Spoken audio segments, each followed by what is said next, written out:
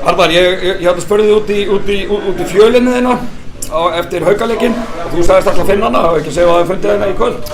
Jú, ég hitti ágætlega í kvöld loksins og ég vissi alveg að ég geti það, það var bara tímaspilsmál. Hver var breytingin á ykkar leik frá því síðast? Hver nýjar áslagbreytingar? Nei, það var bara sama orka í síðasta leik, bara við spiluðum það í 40 mínútur í þessum leik í staðan fyrir 30-35.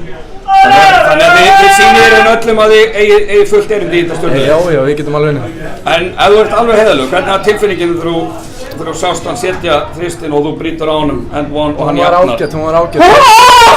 Þá vissi ég bara að Óli var að fara að setja game winner, það er miklu skemmtilega.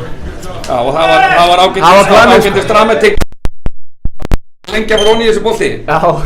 En 1-1 og nú er þetta bara best of 3. Hvernig líst það framhaldið?